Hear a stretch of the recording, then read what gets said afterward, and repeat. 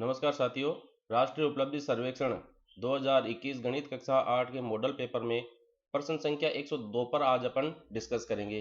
प्रश्न संख्या देखिए 102 और 103 आपके प्रतिशत का टॉपिक है, जिसमें आपको लाभ प्रतिशत और बढ़ी हुई जनसंख्या ज्ञात करनी है। तो सबसे पहले तो हम ये देखते हैं कि जो प्रश्न संख्या 102 है वो उसमें क्या कह रहा है। मोहन ने एक कुर्सी 450 रुपये में खरीद कर 500 रुपये में बेच दी, तो लाभ प्रतिशत कितना होगा। तो पहले बच्चों, यहाँ पर जो भी अपन खरीदारी करते हैं और दुकान से खरीदते हैं, दुकान वाला बेचता है, तो दो चीजें होती है। एक तो अपन खरीद रहे हैं यानी कि खरीदना, और एक फिर दुकान वाला जो अपने को सामान दे रहा है, तो इसका मतलब वो उसको क्या कर रहा है, बेच रहा है, यानी कि बेचना। तो खरीदना और बेचना ये दो चीजें साथ में चलती है। तो गणित में जब प्रतिशत का टॉपिक अपन पढ़ते हैं तो उसमें जो खरीदना शब्द है उसको अपन खरीदना न कहकर उसको कहते हैं क्रय मूल्य। उसको हम क्या कहते हैं, क्रय मूल्य। इन शब्दों को आप कॉपी में लिख भी लेना। और जो बेचना होता है, उस बेचना का मतलब होता है यानी कि दुकानदार बेच रहा है, यानी कि वो उसको विक्रय कर रहा है। खरीद बेचना का मतलब होता है पहले बच्चों विक्रय मूल्य। इन शब्दों को आप बहुत अच्छी तरीके से याद रखना। एक होता है सेलिंग प्राइस, इसको हम इंग्लिश में कहते हैं सेलिंग प्राइस, और जो क्रय मूल्य है उसको अपन कॉस्ट प्राइस कहते हैं, एसपी और सीपी। तो आप अच्छे से समझ गए, खरीदने का मतलब होता है क्रय मूल्य, बेचने का मतलब होता है विक्रय मूल्य। अब अपन आगे की बात करते हैं। दुकानदार ने 450 रुपये की जो वस्तु है वह 500 रुपये में अपने को बेच दी है। ये है बेचना। बेचना का मतलब है, इसको मैं शॉर्ट में लिख रहा हूं, विक्रय मूल्य। विक्रय मूल्य जो था वो 450 रुपये था, सॉरी, विक्रय मूल्य जो है 500 रुपये है। 500 रुपये में वो बेच रहा है, तो विक्रय मूल्य कितना है उसका, 500 रुपये है। और दुकानदार ने उसको कितने रुपए में खरीदी थी, 450 रुपये में खरीदी है, यानी कि वो उसका क्रय मूल्य है। तो जब भी हम लाभ या हानि ज्ञात करते हैं, एक सूत्र और याद रखना आप, लाभ या हानि ज्ञात करते हैं, तो उसके लिए आप एक तो सूत्र याद रखें कि लाभ जब कब होगा, जब हम 2 रुपये की चीज को 3 रुपये में बेच दे, यानी कि 2 रुपये क्रय मूल्य की चीज को 3 रुपये विक्रय मूल्य में बेच दे, यानी कि जितने में खरीदी है उससे ज्यादा में बेच दे। तो हम क्या करेंगे, जो बेच रहा है वह तो विक्रय मूल्य कहलाता है, और जो दुकानदार ने खरीदा है वह क्रय मूल्य कहलाता है।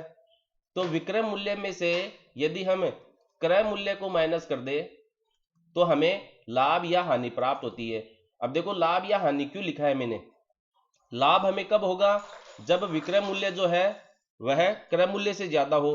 जैसे अभी इसने बताया, दुकानदार ने 500 रुपये में वस्तु बेच दी, लेकिन उसने खरीदी कितने में थी, 450 रुपये में।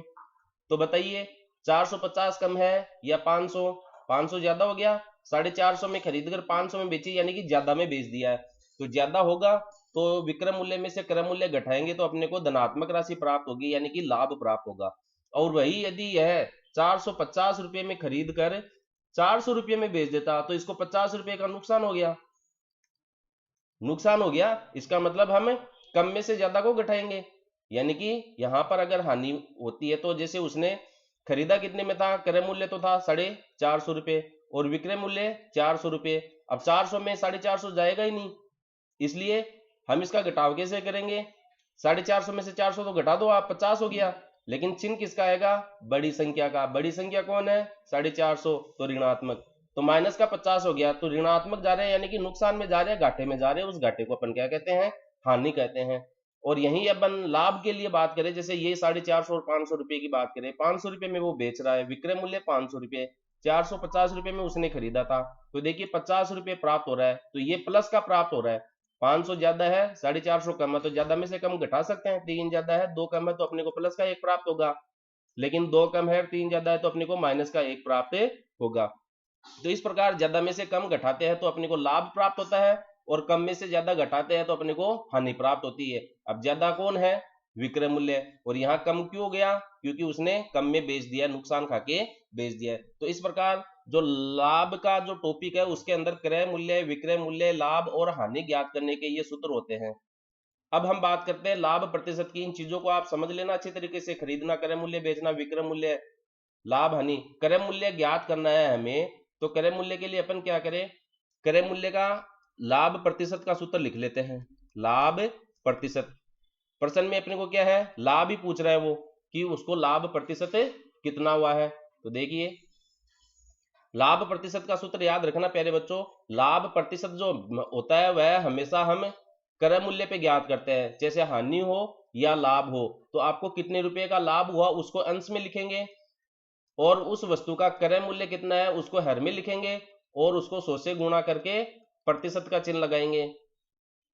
तो देखिए दुकानदार ने 450 रुपये में वस्तु खरीदी थी और 500 रुपये में बेच दिए, तो लाभ कितने रुपए का हो रहा है, उसको 50 रुपये का लाभ हो रहा है। तो लाभ हम अंश में रख देंगे, यानी कि 50, और क्रय मूल्य का मतलब कितना हो गया, 450 रुपये में वह खरीदता है, तो 450 अपन हर में लिखेंगे, गुणा 100 और ये प्रतिशत का चिन्ह, प्रतिशत का चिन्ह साथ में लगा देंगे। अब यहां पर जो भी कट रहा है उसको काट दीजिए, एक शून्य से एक शून्य कट गई, और इधर से आप जैसे 5 का भाग लगाएंगे तो इसमें 10 बार गया, 10 पंजे 50, और इसमें 5 का भाग लगाएंगे तो 5 नंबर 45, और फिर ये 10 गुणा 10 का मतलब हो गया आपका 100 बट्टे 9 प्रतिशत। अब 100 में आप क्या है 9 का भाग लगाओ, 100 में 9 का, 10 में लगाएंगे 9 एकम 9 घटाया 1 शेष फल, फिर ये शून्य उतार लीजिए, 9 एकम 9 घटाया 1 शेष फल। अब एक में भाग जाएगा नहीं, इसलिए हम क्या करेंगे 11, और जो शेष फल बचा उसको अंश में लिखो, जिसका भाग दे रहे हैं उसको हर में लिखो, तो 11 सही 1/9 प्राप्त हो गया। यानी कि 100 में 9 का भाग लगाएंगे तो 11 सही 1/9 प्रतिशत प्राप्त हो जाता है। तो ये लाभ प्रतिशत अपने को प्राप्त हो रहा है। तो क्वेश्चन में देखिए 11 सही 1/9 प्रतिशत आपको ऑप्शन नंबर 2 में दिया गया है। ये देखिए 11 सही 1/9 प्रतिशत। तो इस प्रकार हम लाभ प्रतिशत ज्ञात करते हैं। यही हानि प्रतिशत ज्ञात करनी होती है अपने को, तो हम क्या करते हैं, हानि लिख देते हैं यहां पर, हानि प्रतिशत, और जो हानि हुई आपको कितने रुपए की हानि हुई उसको अंश में लिख देते हैं, और क्रय मूल्य आप क्या करते हैं हर में लिखते हैं, फिर इसको 100 से गुणा करके प्रतिशत का चिन्ह लगा दो। तो ये सूत्र भी आप याद रखना अच्छे से, और इन सवालों को आप तब तक हल करें जब तक आप इनको बिना देखे, बिना सूत्रों को अच्छे से याद करके इनको बिना देखे बिना हल कर पाए। आपको दूसरे सवालों की आवश्यकता ही नहीं पड़ेगी। जो मॉडल पेपर है एनएएस का, उसमें इतने प्रश्न आपको दिए गए हैं जो आपके सभी प्रकार के सवालों को हल करने की आपकी योग्यता को, क्षमता को बढ़ा देगा। बस आपको करना क्या है, जो प्रश्न यहाँ पर पढ़ाया जा रहा है उन प्रश्नों को आप बिना देखे बिना हल कर सके, इतना अभ्यास आपको इन सवालों के लिए करना है। और मैथ है भी क्या है, अभ्यास का खेल है। Math is a game, play it with practice. प्यारे बच्चों, वीडियो आपको अच्छा लगा है तो अपने दोस्तों में शेयर जरूर करें। मेरे द्वारा जो वीडियो बनाया जा रहा है वो कमजोर से कमजोर जो विद्यार्थी है उसको ध्यान रखकर बनाया जा रहा है। उसको किसी भी तरह की कोई बात समझ में नहीं आए ऐसी बात मैं छोड़ नहीं रहा हूं। फिर भी यदि कोई टेक्निकल प्रॉब्लम आपको सवाल को समझने में आती है तो आप मुझे कमेंट करें, उसका जवाब मेरे द्वारा आपको जरूर दिया जाएगा।